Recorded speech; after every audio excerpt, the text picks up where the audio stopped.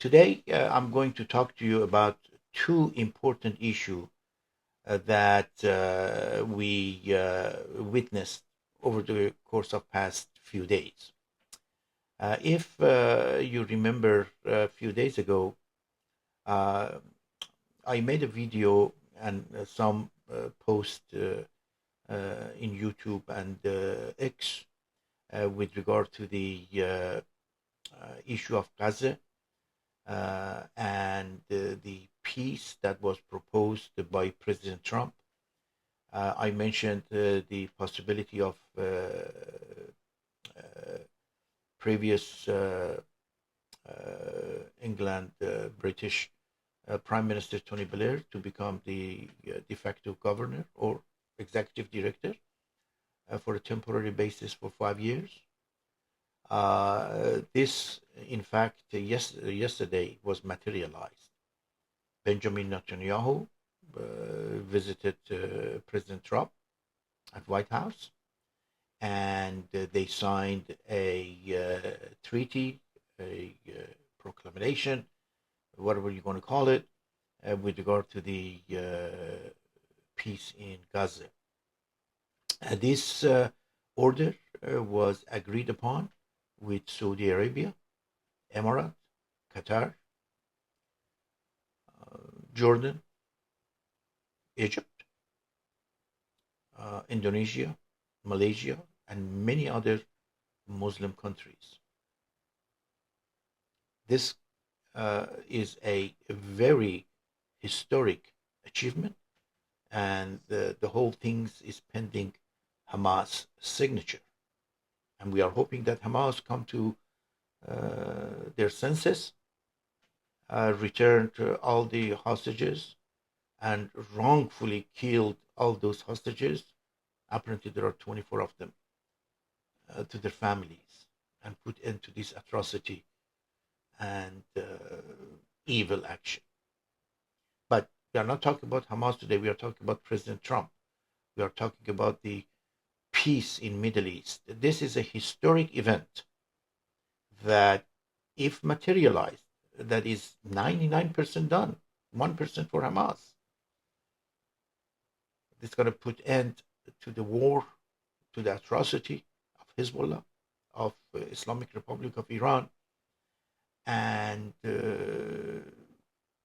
produce peace and tranquility to the Middle East, Lebanon, Gaza, Palestine. Well deserved. And those people can live in harmony and peace and enjoy the life. All of us, we are one time on the earth, and we have to enjoy being on earth, but also, as part of the enjoyment, provide service to the other people and achieve the excellence. And President Trump deserves degree of excellence. And if this goes, hopefully we're going to ask for a Nobel Prize for him, and he's going to be remembered as one of the biggest and most effective president in the United States. The other issue is a little bit heartbreaking and sad. I'm going to discuss and talk to you about Charlie Kirk. Charlie Kirk, a young man, believed in conservatism, believed in Christianity, and was one of the influential figures in the Republican Party in the young group.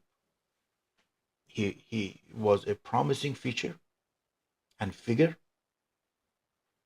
and many people did hope that he would succeed in politics in the United States. And he was killed by a deranged person, although most of the detail is not yet out. But anyway, he was killed. But the day before, yesterday, and the day before, when they were in mourning, and they were to the burial. Apparently, there was this man that was dressed as a security or as a police officer and had gone with him, and he was causing disturbances and causing disturbances to the grieving family and grieving children. And God forbid, if he wasn't being picked up, he would have killed many other people. Why that happened? A few days before, a congresswoman, Ilhan Omar, a Somalian lady that entered United States and become representative in Congress of United States, is a big privilege. There are some alleged accusation that I nor have information on it, neither want to talk about it. However, there are some accusation with regard to her wrongdoing as part of her citizenship and other family issues. But being from Somalia, being a young person, being progressive, being educated, Somalia is a poor country. Poverty, illiteracy, it is huge in Somalia. There has been war and genocide in Somalia for the past 50 years, 60 years.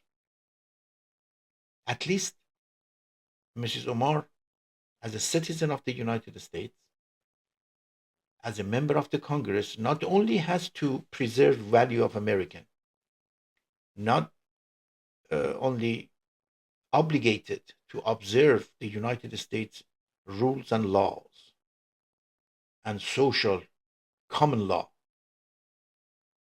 she has opportunity to act on behalf of Somalian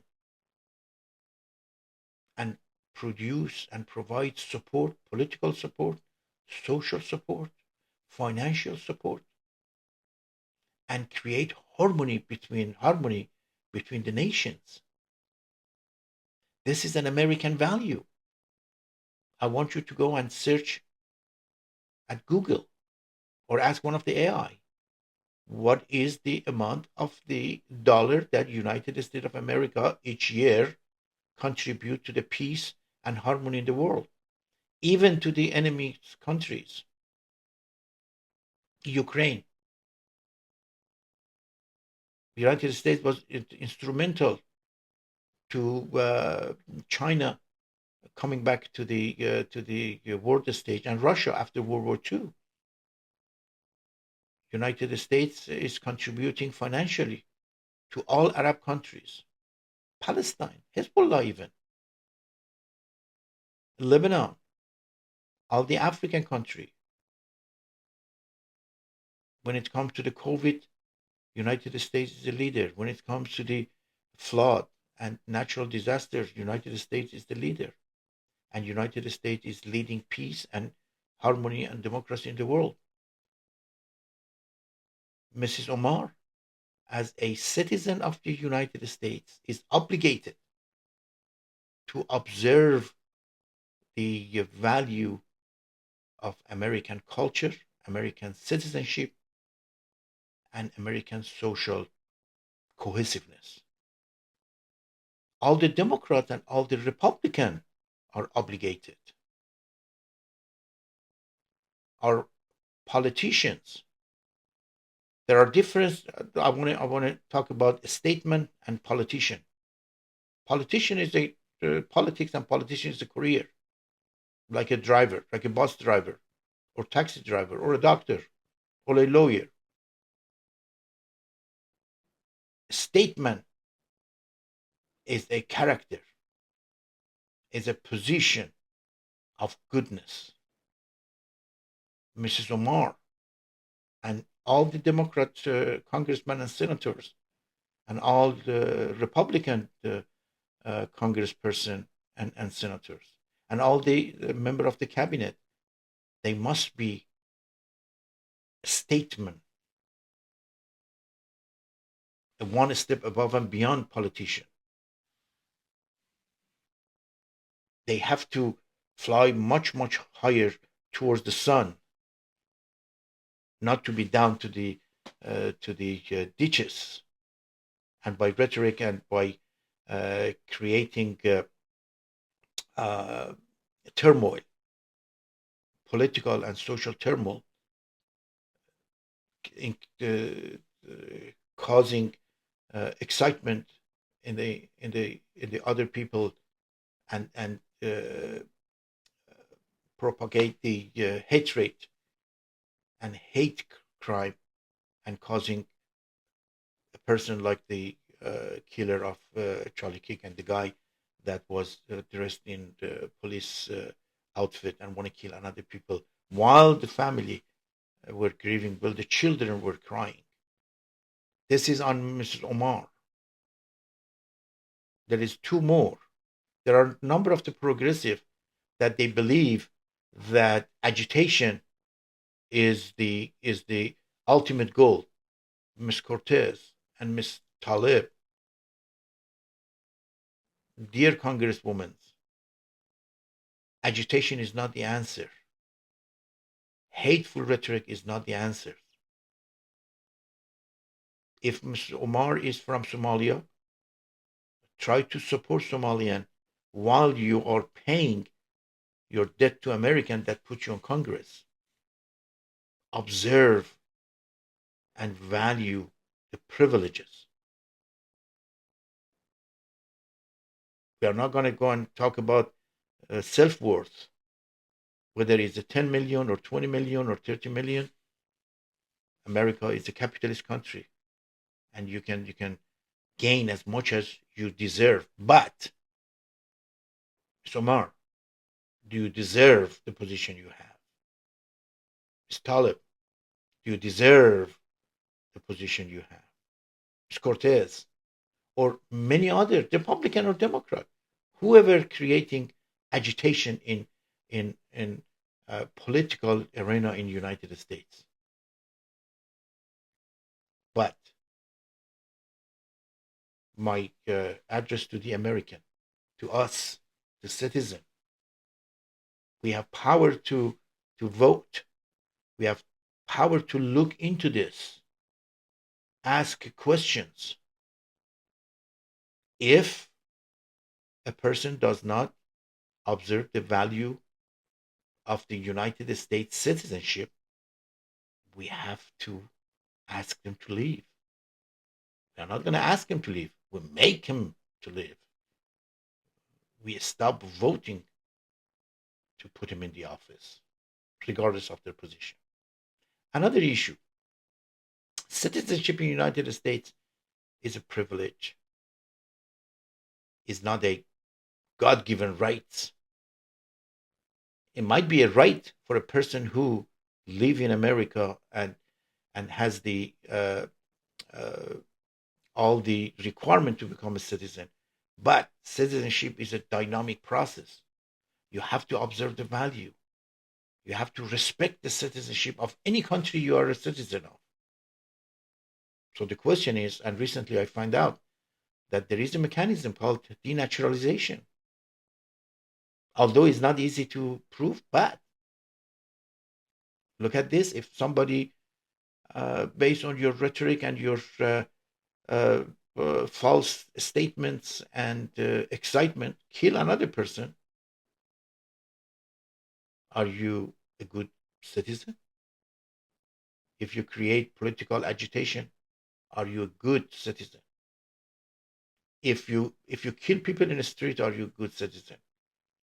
If you go and demolish all the people property and taxpayer property, are you a good citizen?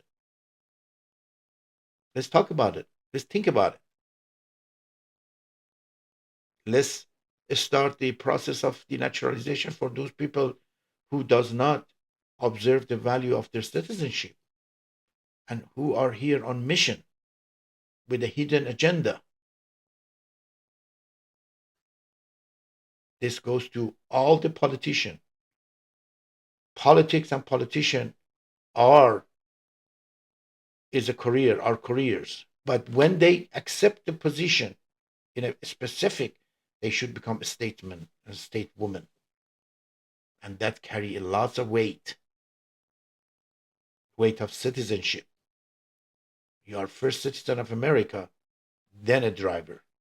You are citizen of America, then a doctor. You are citizen of America, then a writer. You are citizen of America and a lawyer. You are citizen of America, then a Democrat. You are citizen of America, then a Republican. Act like one.